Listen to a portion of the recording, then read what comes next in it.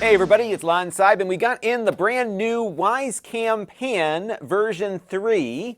This is a pan and tilt security camera. They also say it zooms, but that's mostly a digital zoom.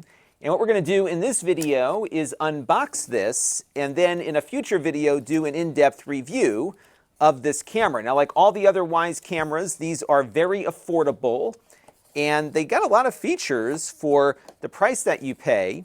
And although they're really pushing a subscription service, there are some things you can do with this that are pretty useful without having to pay for the subscription if you slide in an SD card like we're going to do here.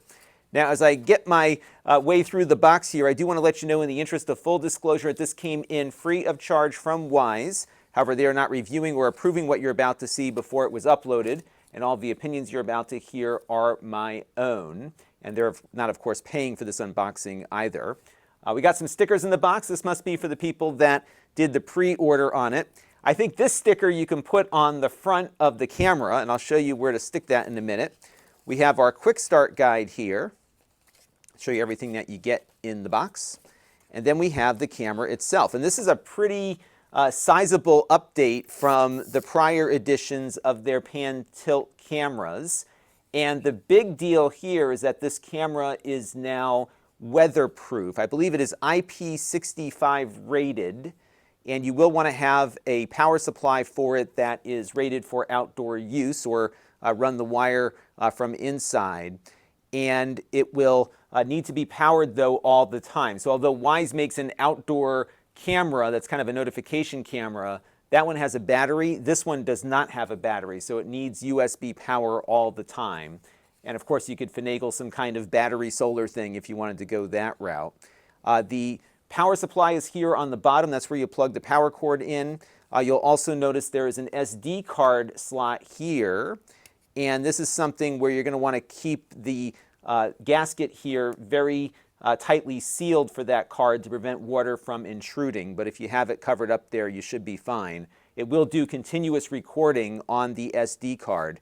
Now, prior editions of these Wyze cameras supported the RTSP standard, so you could use it with any DVR for security cameras. This camera does not support that just yet. I don't know if it's going to, so I wouldn't buy this in anticipation of doing that.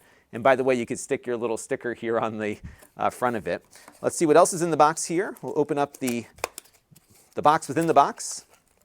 And here we have our USB cable, and this has a USB-A, and this terminates to a micro USB. Oddly, they're not using USB-C on these cameras, and you'll notice there's some length to this because this is going to seal itself up properly for weatherproofing. So you can see this goes in like so, and that will prevent water intrusion. You do have a little tripod mount here on the bottom too. And in addition, speaking of the mounts, let's get into the rest of this box here. We have, the usual Wyze power supply here. This is not rated for outdoor use. They will be coming out with an outdoor power supply. But again, this is USB, so it'll work with anything. This is a 5-volt, 2-amp power adapter, which is more in line with what you would get for a tablet. So just make sure if you're going to use another power supply that it's 5 volts, 2 amps, because that's what this camera requires. You have some mounting hardware here. And then there is also a little wall mount bracket here. And they say you can have the camera mounted upside down or right side up, depending on how you want to go about things. So that is the unboxing. And now what I want to do is go through the setup process. So let's get this camera attached to my Wyze app. All right, so we've got the camera now plugged into power, and you'll notice that it's got a little red light blinking here, and its lens is looking straight up because it's waiting for some instructions. Now, what you have to do is download and install the Wyze app. And as you can see, I've got a bunch of Wyze devices that are in use or at least paired up with my app here. I'm going to hit the plus icon, and I'm going to go over here to Add Device. I'm going to select Cameras, and we're going to go over to Wyze Cam Pan version 3. And it's going to give us instructions here to plug it in and wait for that blinking red light, which it is currently doing. And now I'm going to click on Next. And what's going to happen here is it's going to ask me to pair it up with my Wi-Fi network. Now, if you have a 5 gigahertz network, this is not going to work with it, although most Wi-Fi access points in the home will automatically assign a device to the right frequency. This is a 2.4 gigahertz only device, and because I have separated my 5 gigahertz from my 2.4 gigahertz networks, I need to select the network that is going to be compatible with this one. So let me do that real quick here in the app, and when we're done, we'll come back and see what the next step is. All right, so I've paired up my phone with the network that I want to connect the camera to. And if we jump back to the app, you can see that the app has populated the name of the Wi-Fi network along with the password. But you could also manually type this information in if you want. Now I'm going to click on Next, and when I do, I'm going to then be prompted to push the Setup button on our camera, which is right, let me get to the other angle here, which is right here. It's hard to see in the light here, but I'm going to hold down the Setup button, and you're going to get a Ready to Connect message. And then what we're going to do here is click on that I heard that, and the next thing we're going to get is a QR code, a barcode that we're going to have to point at the camera. So I've got my barcode out now, and what I'm going to do is just hold the phone over the camera, and I have to do it in such a way that, there it goes. And now it's just going to wait to get that going. And once you hear that QR code, you just confirm in the app that it was heard. You're going to click on Next. And now what's going to happen here is that the camera is going to attach itself to the network, and the app will begin looking for it. And as you can see here, everything just connected up. Our camera actually is moving now. So we are now setup completed, as it said, and we are ready to go. And I'm going to just call this one a office camera, and I'm going to click on Next here. And one of the things they're going to ask you about is their Cam Plus subscription. And you do get additional features with Cam Plus, but what I like to do is look at what you can get with one of these cameras without the subscription. So we're going to no thanks this for now and see what we can get out of this device without having to do that. You have the option to share the camera with other people in your household or friends or other folks that you want to have monitoring things. We're going to skip that for now. There's also a nice mounting guide here to help get your camera set up where you want it. And we can take a look at some of the things here. They're recommending that you'll need a drill and a screwdriver, but the other things in the box here will get you going.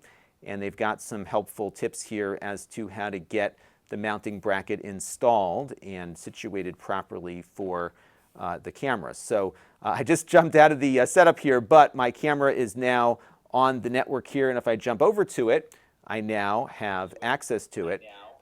And you can hear the audio coming back through also.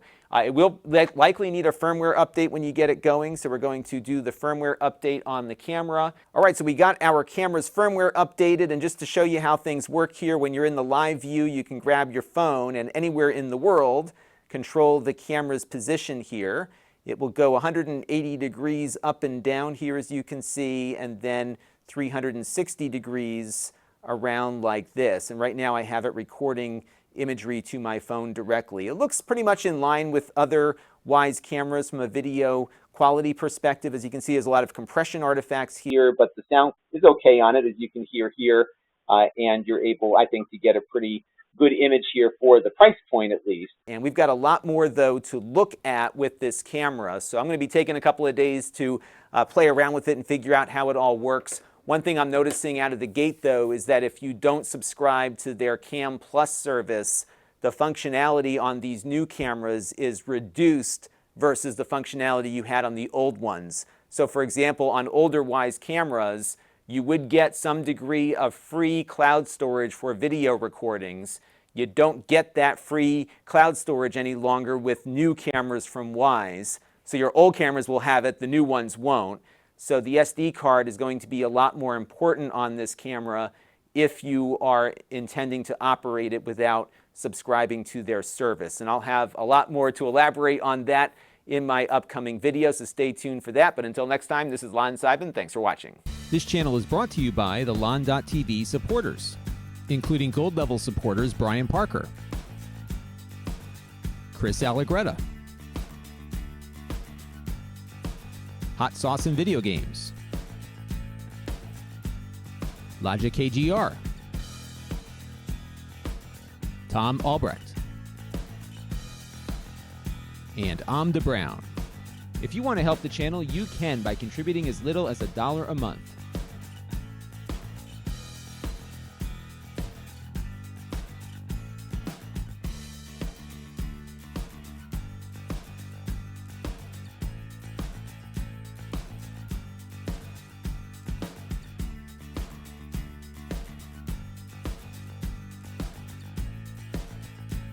Head over to lon.tv/support to learn more.